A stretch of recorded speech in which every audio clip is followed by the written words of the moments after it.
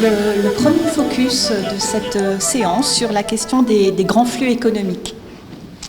Concrètement, la mondialisation s'est traduite par une véritable explosion des échanges qui ont cru à peu près 4 fois plus vite que le PIB mondial depuis les années 50.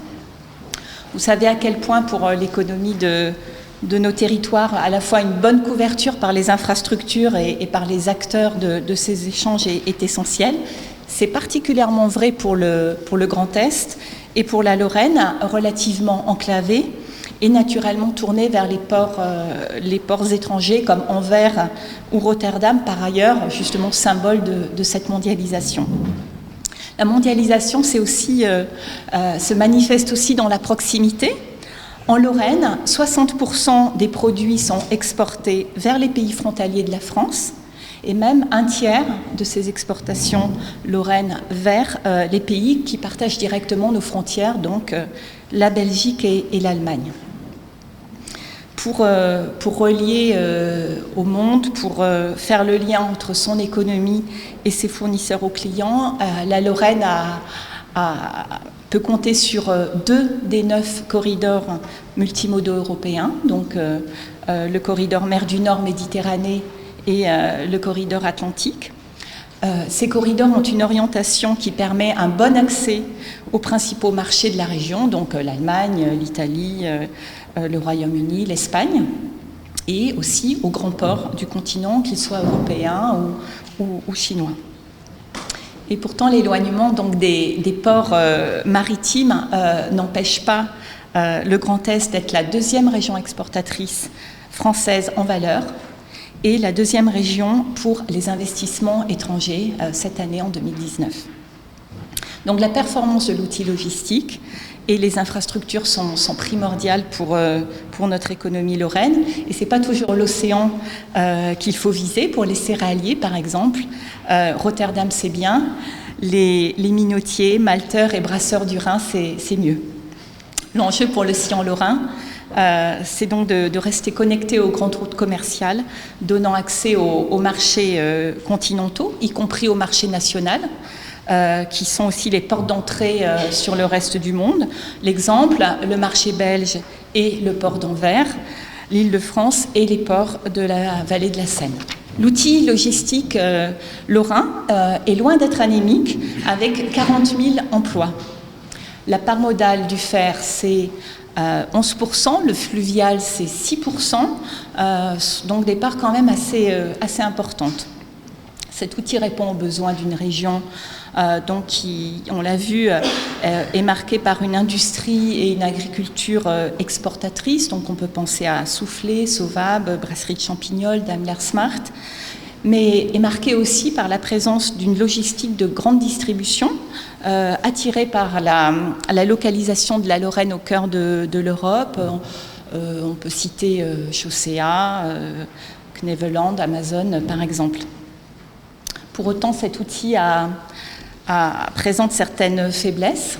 Ces infrastructures, qui sont finalement le maillon d'une route nord-sud historique, ces infrastructures ferroviaires et routières qui sont en voie de saturation, en partie du fait d'un important trafic de transit.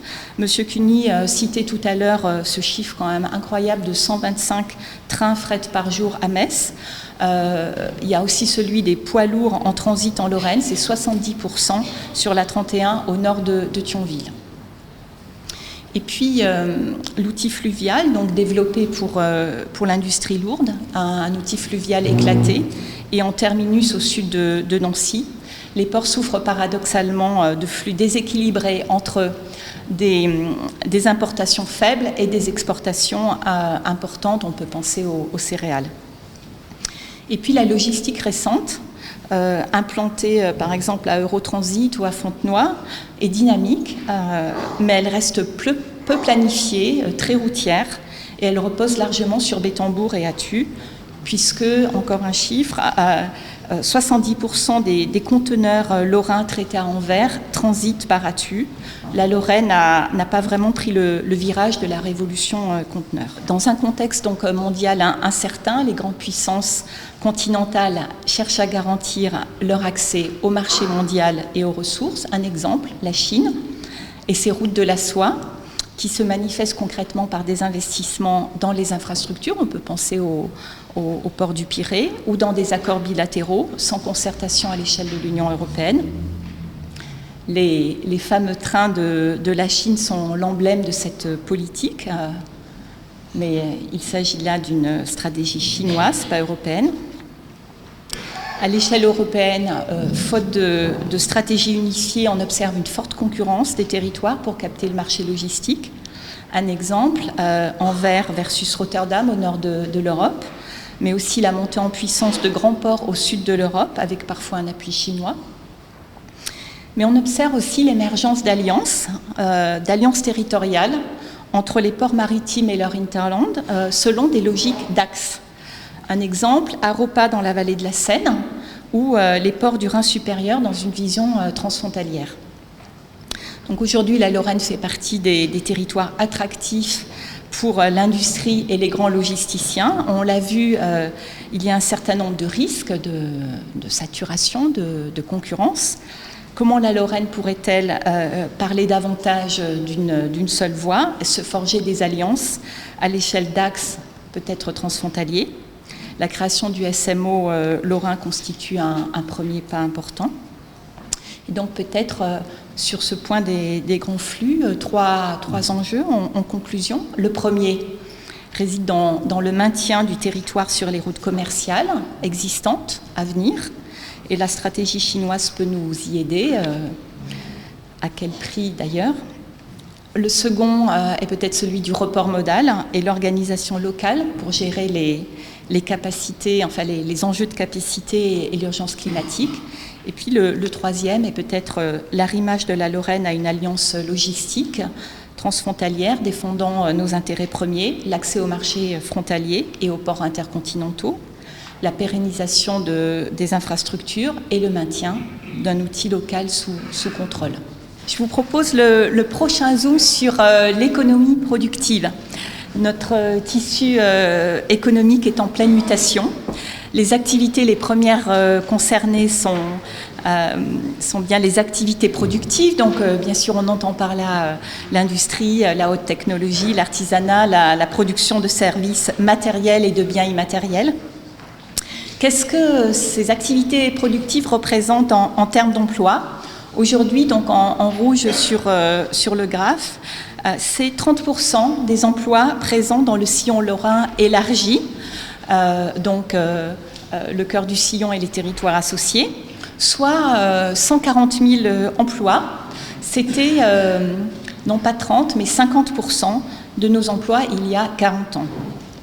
Ces activités ont un poids plus important dans les territoires associés dans les 4 agglomérations cœur du sillon lorrain. Dans cette sphère productive, l'industrie représente 40% des emplois. Parallèlement donc à la baisse importante de ces effectifs liés aux délocalisations, à la hausse de productivité, l'industrie se recompose et devient de plus en plus servicielle. Sous l'influence de nouvelles technologies, le monde économique change avec de nouveaux modèles économiques qui apparaissent, des attentes de consommateurs de plus en plus diversifiées, et puis des nouvelles façons d'aborder les actes mêmes de la production qui se mettent en place.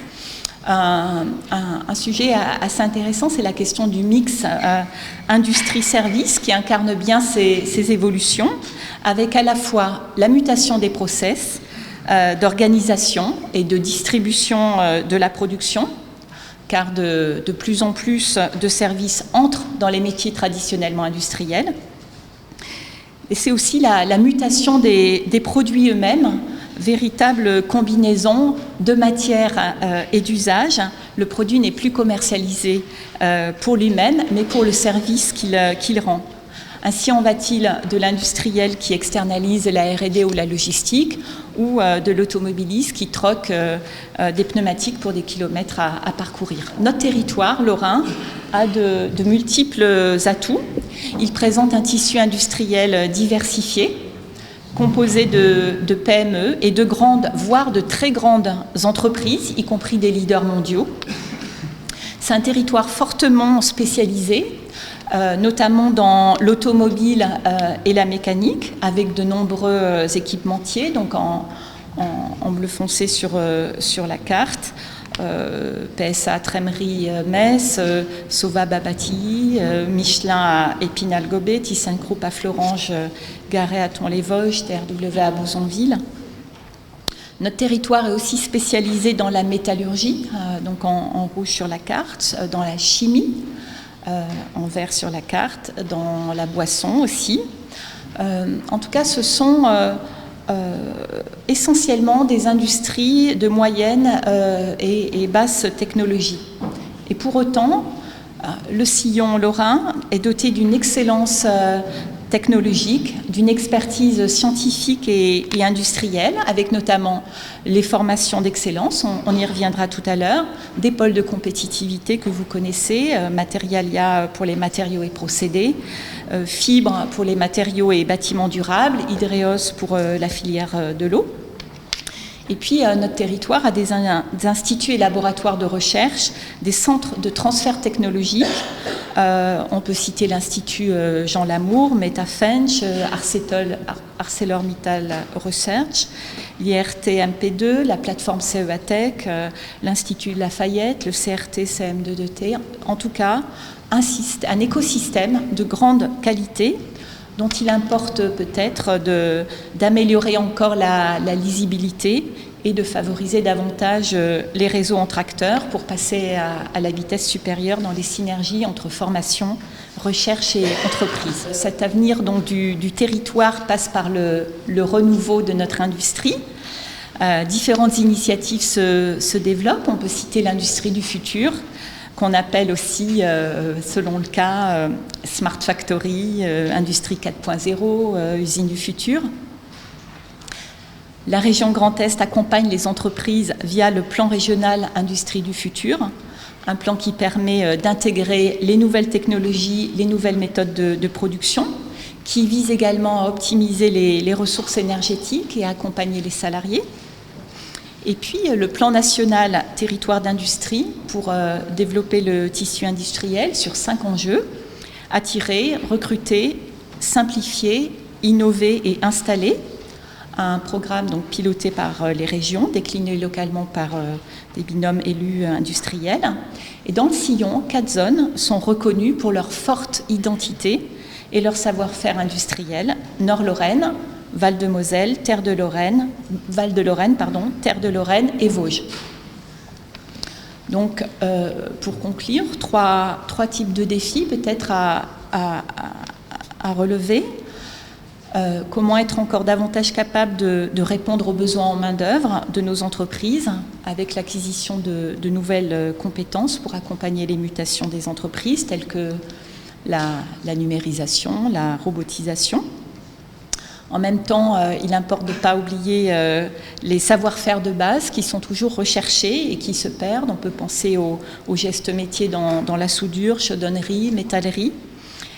Se pose aussi la question des emplois très qualifiés, avec la question des ingénieurs ou intermédiaires avec les techniciens. Et là, attention au gros trou générationnel qui va arriver et aux besoins de nouvelles compétences polyvalentes.